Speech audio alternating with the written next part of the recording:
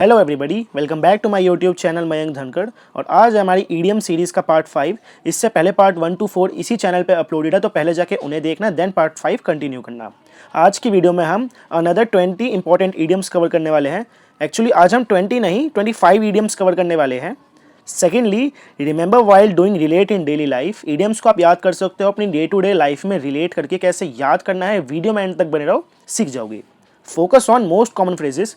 कुछ common phrases होते हैं जिससे ही बहुत सारे ईडियम्स निकले होते हैं। अगर आप उन्हें लर्न कर लेते हो, समझ लेते हो, तो काफ़ी सारे ईडियम्स आपके एक साथ ही कवर हो जाएंगे। तो आज का हमारा फर्स्ट ईडियम है क्विर पिच। हर एक ईडियम को बोलने के बाद मैं 3 से 4 सेकंड वेट करूंगा। उस टाइम ड्यूरेशन में आपको इसका आंसर सोचना है या फिर कहीं पे भी कॉपी पे रोट डाउन करना है। देन जब मैं आंसर बता दूं तो आपको मैच करना है कि आपने जो आंसर सोचा था या रोट डाउन किया था वो करेक्ट है कि नहीं है। So first idiom is queer pitch. इसका जो करेक्ट आंसर हो जाता है वो हो जाता है option number B, spoil somebody's chance of doing something.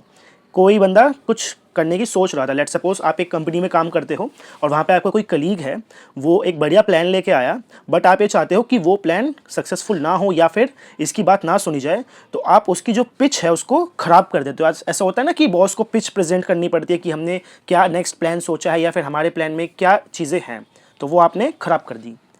Second idiom of the day is up in arms. Up in arms का मतलब होता है रेडी टू फाइट। इसको आप ऐसे रिलेट कर सकते हो, जैसे आपने देखा ना जिम वगैरह जो बंदे करते हैं, तो वो अपनी जो हाफ स्लीव्स की टी शर्ट होती है उसको वो थोड़ा ऊपर चढ़ा के रखते हैं अपने बाइसेप से, तो उसी को आप रिलेट कर सकते हो अप इन आर्म्स, कि वो बंदा एकदम तैयार है, रेडी है फाइट के लिए। Third idiom of the day is by the skin of your teeth.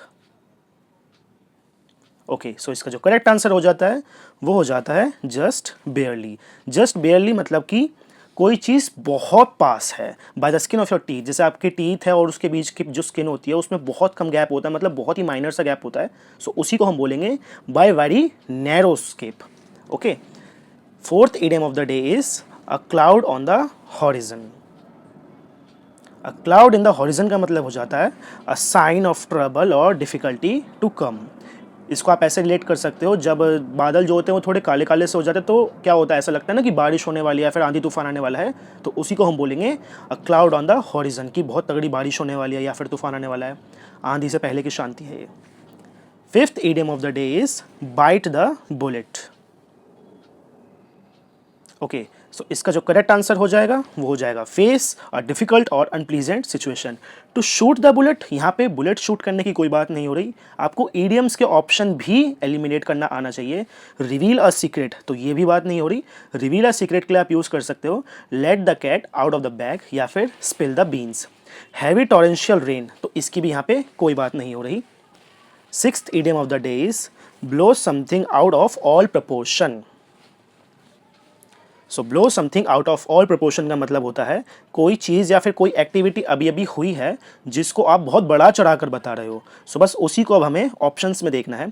So option A है control the level of something in order to stop it increasing, तो कोई चीज़ बहुत ज़्यादा बढ़ रही है और आप उसको कंट्रोल करना चाहते हो। सेकेंड ऑप्शन है behave as if something that has happened is much worse than it really is. So इसका करेक्ट आंसर हो जाता है आपका ऑप्शन नंबर बी, कि कोई चीज़ हुई है और वो जो चीज़ हुई है उसको आप ऐसे बिहेव कर रहे हो कि वो बहुत ही ज़्यादा बुरी हो गई है। लेट्स सपोज कि आपका रिजल्ट आया है और रिजल्ट आने के बाद आप उसमें क्वालिफाइड नहीं हुए हो, तो होता है ना कि कुछ बच्चे सोचते हैं कि चल हम अगले साल दोबारा प्रिपरेशन करेंगे, बट वहीं पे कुछ बच्चे वो चीज़ ओवरकम नहीं कर पाते और गलत कदम उठा लेते हैं। लेट्स सपोज वो सुसाइड वगैरह कर लेते हैं, तो वही चीज़ को आप रिलेट कर सकते हो blow something out of all proportion, कि उन्होंने उस चीज़ को इतना ज़्यादा सोच लिया कि अब वो बंदे ही नहीं बचे।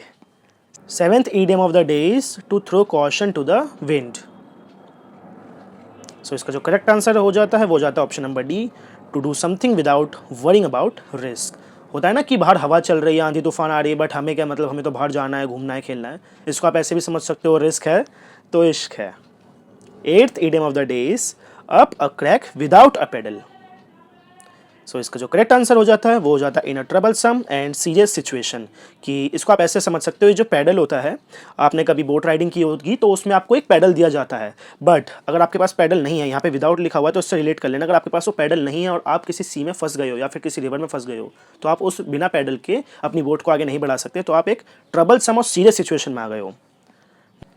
Ninth idiom of the day is in a nutshell. So इसका जो करेक्ट आंसर हो जाता है वो हो जाता है option number A, briefly. Nutshell मतलब आप ऐसे समझ सकते हो, लेट सपोज ये आपका अखरोट है, अखरोट तो तुम सबने खाई होंगे। तो कुछ बच्चों को ऐसा लगता है कि इन अ नट शेल मतलब बहुत कंपोज्ड है, कोई चीज़ को बहुत छुपाया जा रहा है, सीक्रेटली रखा जा रहा है। तो एग्जामिनर इसमें ऐसे भी ऑप्शंस पुट करता है। यहाँ पे तो ऐसे ऑप्शंस अभी नहीं गिवन है, बट वो ऐसे ऑप्शंस भी आपको मिलेंगे कि नट शेल किसी चीज़ को छुपाया जा रहा है या फिर किसी चीज़ को दबाया जा रहा है। But in a nut shell का मतलब होता है ब्रीफली किसी चीज़ के हर एक पॉइंट्स को अच्छे से एक्सप्लेन करना, अच्छे से समझाना। 10th idiom of the day is beauty of it. So इससे तो आप इसका एक फ्रेज ही हो गया ब्यूटी। तो जहाँ भी आपको ब्यूटी दिख जाए और कोई नेगेटिव सेंटेंस यूज़ नहीं हो रहा है तो वहाँ पे आपको पॉजिटिव वर्ड ही टिक करना है, जो कि हो जाएगा हमारा good points. Cause of dispute, dispute मतलब कि झगड़े की वजह, ये नहीं होगा। मेक समथिंग वर्स, किसी चीज़ को बेकार करना, ये भी नहीं होगा। ऑप्शन ए क्वाइट ऑर्डिनरी, ये भी नहीं होगा। ये सारे के सारे थोड़े से नेगेटिव सेंटेंस में जा रहे हो, जबकि गुड पॉइंट्स है वो थोड़ा पॉजिटिव सेंटेंस में है। 11th idiom of the day is it's a small word. It's a small word का मतलब होता है दुनिया बहुत ही छोटी है। ये चीज़ हम कब बोलते हैं हिंदी में? जब हमें कोई एक पर्सन बार बार मिले कि अरे दुनिया बहुत ही छोटी यार, तो मेरे को सुबह मिला था, अब शाम में फिर मिल गया। तो वही होगा option number D, you frequently see the same people in different places. 12th idiom of the day is to put the saddle on the right horse. इसको आप ऐसे समझ सकते हो, कोई एक हॉर्स है जिसके ऊपर आप सैडल रखना चाहते थे। सैडल मतलब जिसके ऊपर हम हॉर्स राइडिंग करते हैं, उसी के ऊपर आपने रखा है। सो इसका जो करेक्ट आंसर होता है वो होता है option number A, to impute blame to the proper party. जिसने गलती की है उसी को सजा मिलेगी। 13th idiom of the day is bad blood. Okay, so bad blood का मतलब होता है हॉस्टिलिटी बिटवीन पीपल, मतलब दो लोगों के बीच में थोड़ा झगड़ा चल रहा है, डिस्प्यूट चल रहा है किसी बात को लेकर, उसको बोलेंगे bad blood. 14th idiom of the day is all in the same boat. So इसका जो करेक्ट आंसर हो जाता है वो हो जाता है ऑप्शन नंबर ए, एवरीवन फेसिंग सेम चैलेंजेस। इसको आप ऐसे रिलेट कर सकते हो, टाइटैनिक मूवी देखी थी ना, जब उनका जो शिप था वो डूब गया था तो सबके सब यही सोच रहे थे कि कैसे भी करके हम बच जाएं, कैसे भी करके हम अपने घर पहुंच जाए, फिर लैंड तक पहुंच जाए। तो उसी को आप रिलेट कर सकते हो कि सबके सब सेम बोट में ही बैठे हुए हैं। 15th idiom of the day is on cloud 9। सो इसका जो करेक्ट आंसर हो जाता है वो हो जाता है वेरी हैप्पी। ऑन क्लाउड 9 मतलब बादलों से भी ऊपर, इतना ज़्यादा खुश है भाई कोई बंदा आज कि वो बादलों से भी ऊपर है। 16th idiom of the day is keep in touch. Keep in touch को तो आप ऐसे भी समझ सकते हो कि अगर तुम कहीं जा रहे हो तो भाई टच में रहना, बहुत ज़्यादा दूर मत चले जाना। तो उसी को हम बोलेंगे मेंटेन कॉन्टैक्ट। ऐसा होता है ना, कोई आपका जब फ्रेंड है वो स्कूल छोड़ के जा रहा है या फिर उसके पापा कहीं ट्रांसफ़र हो रहा है तो उसी को आप बोलते हो कीप इन टच, जब मतलब हो जाता है maintain contact. 17th idiom of the day is wild goose chase. So इसका जो करेक्ट आंसर हो जाता है वो हो जाता है टू डू समथिंग पॉइंटलेस, कि आप कोई एक ऐसी चीज़ को चेस कर रहे हो, किसी एक ऐसी चीज़ के पीछे जा रहे हो जिसके पीछे जाना पॉइंटलेस है, जिसके पीछे जाना वेस्ट ऑफ टाइम है। 18th idiom of the day is to ride hell for leather. So इसका जो करेक्ट आंसर हो जाता है option number B, to ride with at fast speed.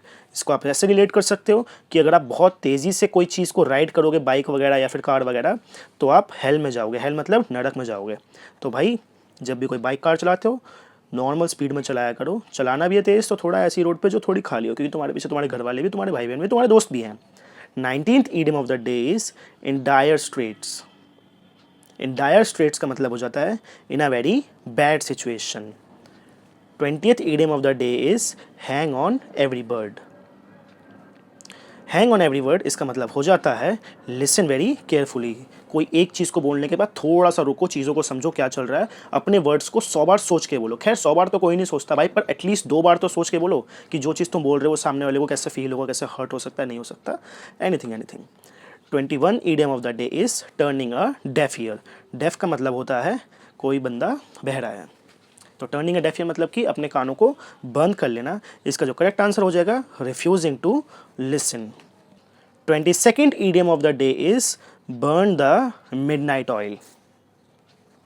सो इसका जो करेक्ट आंसर हो जाता है option number A, work until late at night. आप में से काफ़ी सारे मेरे बहन भाई होंगे जो ये सोचते होंगे कि हम पूरी रात उठ के आज पढ़ाई करेंगे, आज जितना भी सिलेबस है सारे को कंप्लीट कर देंगे, कल पेपर है, परसों पेपर है। तो उसी को हम बोलेंगे मिडनाइट ऑयल को बर्न करना।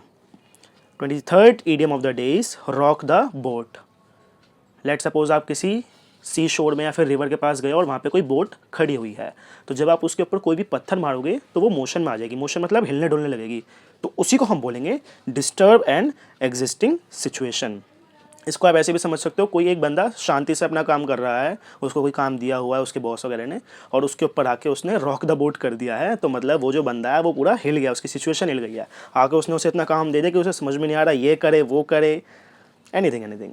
24th idiom of the day is by word of mouth. By word of mouth का मतलब होता है मुंह से निकली हुई बात। इसका जो करेक्ट आंसर हो जाएगा वो हो जाएगा इन स्पोकन फॉर्म।